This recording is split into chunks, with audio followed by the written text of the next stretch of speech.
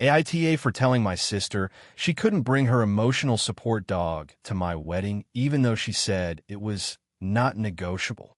My fiancé, Josh, and I have been planning our wedding for over a year. We're both very organized people, and we wanted our wedding to be a fairly traditional, formal event with about 120 guests at a nice venue. We've been working hard to make it a special day and have made a lot of decisions that we feel will contribute to the atmosphere and overall experience for our guests. My younger sister, Rachel, has always been a little bit dramatic, but recently she's taken it to another level.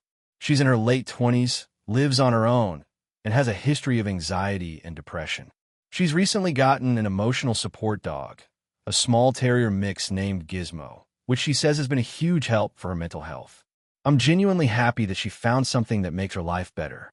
When we sent out the save the dates and invitations, Rachel immediately messaged me to say that Gizmo would definitely be coming to the wedding. She said she wouldn't be able to attend without her dog because it was not negotiable due to her emotional needs. Josh and I had never planned to have pets at the venue. It's a beautiful garden space with lots of flowers and a formal dinner setting, and they don't usually allow animals except for service dogs. We checked the venue's policies, and emotional support animals are not covered the same way as service dogs, so they require special permission. I explained this to Rachel and told her we had to follow the venue's rules and couldn't bring Gizmo.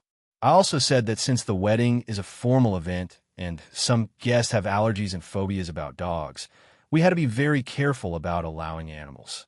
Rachel got very upset and said I was being insensitive and that I was prioritizing everyone else's comfort over her mental health. She said it was unfair that she couldn't have her support dog with her, and she implied that if I didn't let Gizmo come, she might not attend at all. I tried to negotiate a compromise. I offered to have her come early to the venue to spend some time outside with Gizmo before the ceremony, or have Josh or me accompany her to a quiet outdoor spot where she could take Gizmo if she needed to. I also offered to help cover the cost of temporary pet sitter or doggy daycare nearby if she was willing to try that. But she was firm that she needed Gizmo with her at all times and that it wasn't optional. The situation created a lot of tension. I talked to my parents about it, and they were divided. My mom was sympathetic to Rachel and thought I should make an exception, while my dad agreed that we needed to follow the rules and that this was a big day for me and Josh, not just Rachel. Some of my friends also weighed in, with a few saying I should accommodate my sister, but others agreeing that weddings can't always cater to everyone's needs and boundaries have to be set. In the end, I told Rachel that if Gizmo couldn't come, she was still very welcome to attend on her own, but the dog wouldn't be allowed inside the venue or at the reception. She got very upset and accused me of not supporting her mental health struggles and making the wedding about me instead of family. She said she wasn't sure if she would come without Gizmo.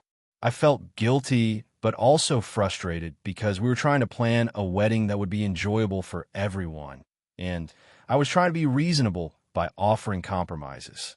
The idea of having a dog running around at the formal reception or ceremony seemed chaotic and potentially problematic, especially since Gizmo isn't a trained service dog and could be unpredictable in a crowded setting.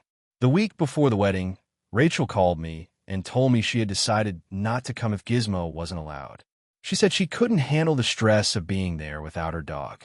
I told her I was sorry and hoped she could come in the future for family events, but that the wedding was really important to Josh and me, and we had to stand by our decision. Some extended family members have since messaged me privately saying that I was too harsh and should have bent the rules for Rachel, and others have praised me for holding firm on my boundaries. Josh is very supportive of how I handled it, but I can't help feeling conflicted. I want my sister to be okay, but I also want my wedding to go smoothly and respectfully for all our guests. So, AITA for telling my sister she couldn't bring her emotional support dog to the wedding and standing firm even though she said she wouldn't come without it. If you enjoyed the video, don't forget to leave a like and subscribe to the channel. It helps the content grow and motivates me to create even more great videos. Turn on notifications so you don't miss any new uploads. By the way, I'm curious, when do you usually watch my videos? While working, studying, or just relaxing at home? Let me know in the comments. I'd love to hear from you. Thank you for your support. AITA for refusing to let my sister bring her child to my wedding, even though she's been begging nonstop. This all started about a year ago when I got engaged to my fiancée, Emily. We've been together for 5 years, living together for 3, and we finally decided to make things official. Planning the wedding has been mostly smooth, but one issue has caused a massive rift in my family, and it's my sister, Jessica, and her child. Jessica is my younger sister by 4 years. She's always been a bit of a wild card, and frankly, I've never really been close with her. She had her son, Max, when she was 19, and since then, things have been complicated. Jessica struggled with keeping a stable job and moving out of our parents' house. Max's dad isn't involved, and Jessica relies heavily on our parents for help with childcare. She loves Max, but she's very disorganized and tends to make decisions impulsively. When Emily and I started planning the wedding, we agreed that we wanted an intimate ceremony with just close family and friends, about 60 people total. Because of the limited size, we had to make some tough decisions on the guest list. I wanted my sister there, but I was really hesitant about inviting Max. Here's why. First, Max is 4 years old, and Emily and I have talked extensively about how we don't want kids at the wedding, mostly because the venue is small and we want it to be a calm, adult-focused celebration. Emily is very particular about having a kid-free space because she thinks children can be unpredictable and disrupt the flow of the day. I agreed with her. Plus, we don't have the budget or space to accommodate kids properly, especially since we didn't want to hire babysitters or set up a kids' corner. When I told Jessica she was invited, but Max was not, she flipped. She started calling me almost daily, pleading for Max to be included. She argued that it's a big day for the family and Max should be part of it. I explained calmly that the decision wasn't personal and that we were trying to keep the wedding size manageable, but she wouldn't listen. She accused me of being selfish and said I was punishing her for not having her life together. She even suggested she might not come if Max wasn't invited. I was really upset but stuck to my decision. I told her that if she chose not to come, that was her choice, but Max was not on the guest list. The tension escalated. Our parents tried to mediate but ended up siding with Jessica, saying I should be more accommodating. They kept saying, "It's her child. How can you exclude him?" But none of them understood how much this mattered to me and Emily.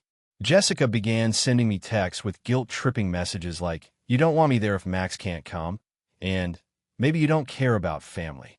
She even sent me a video of Max crying because he didn't understand why he wasn't invited, which made me feel awful but didn't change my stance. The day of the rehearsal dinner was a breaking point. Jessica showed up with Max in tow, uninvited. I was furious and told her she needed to leave since Max was not allowed. Jessica started yelling that I was ruining her son's childhood memories and stormed out with Max. Since then, Jessica hasn't spoken to me directly, but has been posting passive-aggressive things on social media, tagging me in memes about family betrayal. My parents have been pushing me to apologize and include Max, Emily, and I are standing firm that the wedding will be an adult-only event. I know it sounds harsh, but the whole situation has drained me emotionally. I wanted my wedding to be a happy day, surrounded by people who respect my and Emily's wishes, but now I feel like I'm the bad guy in the family. So, Reddit, am I the asshole for refusing to invite my niece's child to the wedding, even though my sister has been begging nonstop? Or is Jessica unreasonable for demanding to bring her child when the couple clearly doesn't want kids at the event? AITA for refusing to let my sister's boyfriend stay at my house after he cheated on her? This all started a few months ago, and honestly, I'm still not sure if I'm the asshole here or if I'm justified. I'm 29F, and my younger sister, 25F, has been dating this guy, Mark, for about 2 years. When they first started dating, I really liked Mark. He seemed like a nice, funny guy who genuinely cared for her. Over time, though, things changed, and I started noticing some red flags. He would often get defensive, sometimes say rude things, and didn't seem to respect my sister's boundaries. But since my sister was happy, I tried to stay out of it. Fast forward to about 3 months ago, I found out that Mark cheated on my sister. It wasn't just a rumor. I found out from one of his close friends who felt bad about what happened. Apparently, Mark hooked up with a coworker at a party when my sister was out of town. The friend said Mark was really ashamed and that he regretted it, but he hadn't told my sister yet. I was furious, but I kept it to myself because I didn't want to be the person who broke their relationship apart. I told my sister to be cautious and watch out for any signs, but I never told her outright that I knew about the cheating. I wanted to give her the chance to figure things out herself. A couple of weeks after, my sister confronted Mark after she found some suspicious texts on his phone. He confessed and begged for forgiveness, promising it was a one-time mistake and that he wanted to make things right. My sister decided to give him another chance. She said she loved him and wanted to work things out. I was hesitant but kept my mouth shut. Here's where things got complicated. Mark lost his apartment recently due to some financial troubles. My sister suggested that he stay with me temporarily while he got back on his feet because I have a spare room in a pretty big place. She said it would help their relationship, and since I'm close to both of them, it would be easier to monitor things and keep the peace. I agreed, though I was uncomfortable with it. I wasn't happy about having him in my space after what he did, but I wanted to support my sister. Mark moved in about a month ago. At first, things were okay, but almost immediately, Mark started acting out. He was very rude, dismissive, and generally disrespectful in my house. He would leave his dishes everywhere, ignore the house rules I had, and be dismissive whenever I tried to talk to him about it. He also started going out late every night and being secretive about where he was. I tried to ask him politely to respect my space, but he blew me off. One night, my sister called me, hysterical. She said Mark had gotten into a huge fight with her because she wanted to visit me and talk to me about how bad things were going at her place. Mark apparently told her she couldn't come over because I hated him and was trying to split them up. I told my sister that wasn't true, but honestly, I didn't want her around if things are going to be so tense. My sister was torn because she felt like I was choosing sides, and Mark kept complaining about me behind my back. Eventually, I told Mark he needed to find another place to stay because living with me was not going to work. I told my sister about it, and she got really upset with me. She said I was being unfair, that Mark was trying to make things right, and that I should support them instead of making it harder. Since then, my sister has barely spoken to me. She says I'm being cruel and unsupportive, that I should let Mark stay and try to be civil. I feel like I'm the only one who sees how disrespectful and toxic Mark is being in my house. I've offered to help Mark find a new place, but I'm firm that he can't stay with me anymore.